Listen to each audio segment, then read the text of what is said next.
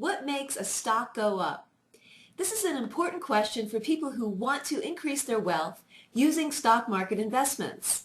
And if you haven't reached the level of success that you want, it's probably because you haven't had the information that you need. Hi, I'm Natalie Stetz. I'm the Principal Warrior at StockTradingWarrior.com. And to put it in perspective, 54% of Americans, including myself, believe in the American dream of building wealth using stock market investments. But before we get started, I want to challenge two stock trading and investing myths. And I want to start by posing three questions for what you think makes the price of a stock go up. Do you think that it's how good a company's product or service is? Or do you think that it's what pundits and stock analysts say about what they think are sound stock market investments? And lastly, do you think it's how strong a company's financials are or how the company is run?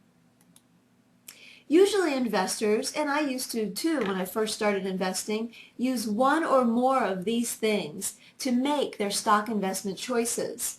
But this can get a little complicated because if you think about it, how are you going to decide which company is going to sell more hamburgers or computers than the other one? And if you like to listen to the pundits or analysts, how are you going to decide which one of them that you trust enough with your hard-earned money? Or lastly, are you willing to compare side by side all the companies you're interested in and their balance sheets and explore them side by side to decide which one you want to buy?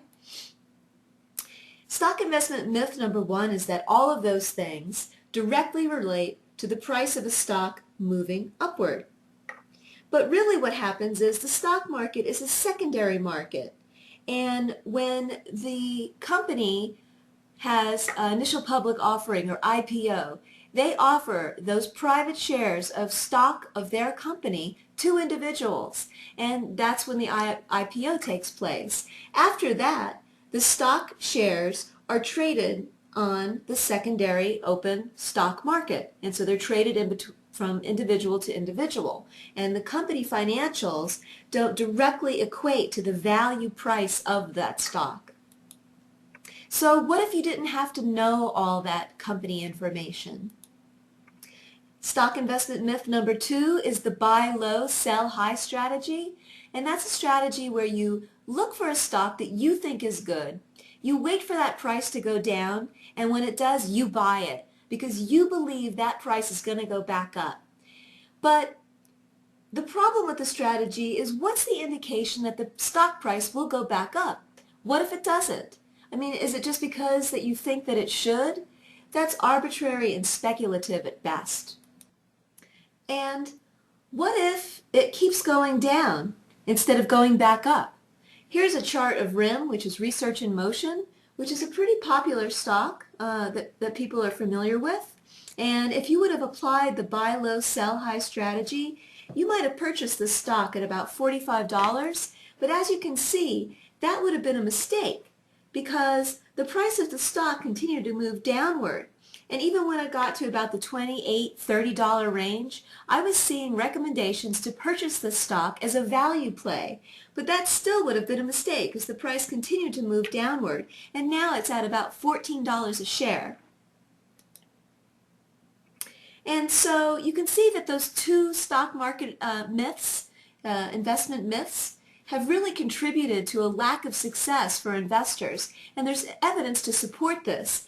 This is from a Gallup report from October 2011, which states 2 in 3 investors say they feel little or no control in their efforts to build and maintain their retirement savings in the current environment. And I understand this because I felt that same way. So much so, I fell into the buy and ignore strategy. And this is a strategy where you buy a stock, and when it doesn't go up, or worse yet, it goes down, you ignore it. You just turn your back on that stock. Not a very successful strategy at all. And in the year 2000, this issue got even more large for me because my father passed away suddenly and unexpectedly. And I really started to think about things. I realized that I was single. I had never been married. I didn't own my own home. I was working about an average job, and I had very little, very successful investments. And so I started to worry.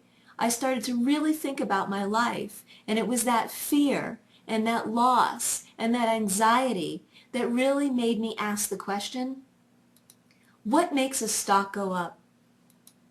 And after 15 years of beginning with the buy and ignore non-strategy, as I like to call it, massive amounts of self-study on many stock trading strategies. I mean, I spent hour after hour in my office really researching and tracking stocks with good financial outlooks, great products, and high ratings and rankings. And I looked at tens of thousands of stock charts. And the conclusion that I came to the question, what makes a stock go up, is people. People are what make the price of a stock go up. It's people's buying interest in a stock that causes the price to rise. And so the reality is, all those things that we were talking about, a company's product and service, what pundits and analysts say about a stock and a company, and the company's financial figures, all of those things filter down and filter through people's minds, and it's what people do that causes the price of a stock to rise. It's a little bit like a popularity contest. You remember back in high school when we all voted who was most popular in our high school class. We all had our reasons for choosing a person because we liked them or whatever the reasons were. And at the end of the day, the tallies were all counted, and the most popular person was produced. And that's what Warren Buffett has even stated publicly, that the stock market is a popularity contest. And so if it is a popularity contest, then we want to be around winners. We don't want to buy losing stocks. We want to buy winning stocks. And so how you find a stock that's a winner is through a chart pattern. You have to look at a company's stock chart. And Carl Gillenram, author of Trading with Crowd Psychology, states that chart patterns are people patterns, and that like attracts like, and that causes the price of a stock to rise.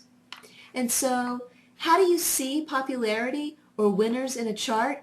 You want to see three things. Number one, you want to see above average volume, because that means a whole bunch more people like it. Number two, you want to see the stock price at a new price high, because that means that people's buying interest is pushing the price higher. And number three, you want to see an upward price trend, and that means that people have continued interest in that stock. And so here's an example. Here's a weekly chart of Chipotle Mexican Grill from November 2009 to the present, and we are going to look for those three things. So first of all, we see a super high spike in volume here.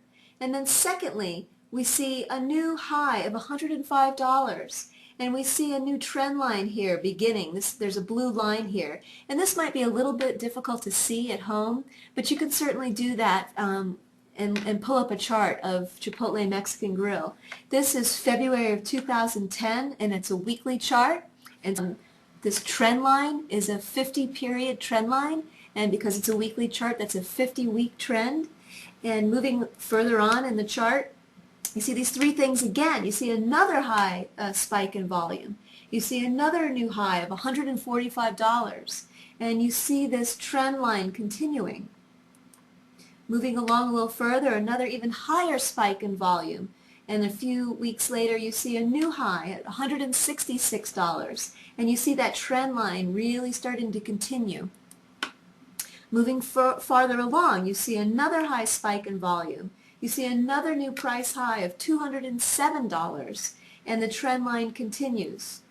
Moving along, you see again an even higher spike in volume, a new price high of $274, and the trend line bending up even more dramatically. You see, if we move along, you see another high spike in volume, another new price high of $346, and the trend line continuing. And then here is the completed chart of Chipotle Mexican Grill for just over 2 years. And there has actually been even a higher high of $416 of Chipotle, and that is more than a 271% gain in 2 years. Oh, and so I want to compare Chipotle with a chart of Walmart, and you can see here that there are no real impressive higher than average volume spikes, and when there is one, it's coordinated with the price moving downward. You see very few price highs, and when you do see a high, the price actually recedes. It doesn't end strongly, so it goes up and then it recedes. It went up and then it receded. And here again, the same thing. And you can also see that the trend line is a little more flat. You don't see that nice corner to corner, really nice trend line here with Walmart. And so, don't get me wrong. I love Walmart. I'm a consumer of Walmart's products and services. And I go to Walmart probably a couple times a month and I stock up on discounted items. And so I love Walmart. And I've never had a Chipotle burrito. I have no idea what they taste like. I hear they're good, but I've never been to a Chipotle store. And so I want to point out that comparison, that I am personally a consumer of Walmart. And I think that they're a good company also. I think they have good business practices. They're expanding in other countries, and their business model really works for them. But, and I've never been to Chipotle, so I have no idea about their product, but I would still choose Chipotle's chart and as an investment over Walmart. And so here is a 2-year performance comparison. This blue shaded area is Chipotle's 271% gain. And then this is a red line here at the bottom, which is Walmart's 10% gain. And to summarize, the reality is that it's people buying a stock is what makes it go up. And it's them filtering through all of the information that's out there and then buying a stock that causes it to rise. And there's those 3 indications that you can look for of popularity in a stock, and that is volume, price, and trend. And so, action steps. When you get home tonight, go ahead and evaluate your current stock positions on a stock chart. And if you don't know how to do that, if you have an open brokerage account, they will have stock charts for you to use, or you could go on to Yahoo Finance. They have interactive stock charts there. And what if you don't know how to find good stocks? You don't have any investments currently, but you're interested in finding some. There are 2 places that you can look for a stock that's beginning to emerge in a trend. You could look at a list of stocks that are at their 52-week highs, or you could look at a list of stocks that have had above average volume. And down below this video on my website, I will give you a list of resources so that you can begin to find these kinds of investments. And the charts up on your screen, what do you see? Do you see those 3 things that we talked about? Do you see high volume? Like here, this is Sally Beauty Holdings, and you can see that there were 3 really high spikes in volume, way high above the other weeks. So very easy to spot. Number 2, is the price at a new high, like Sally Beauty Holdings was and is? And number 3, is there a trend line that's trending upward? So those are the 3 things for you to look for.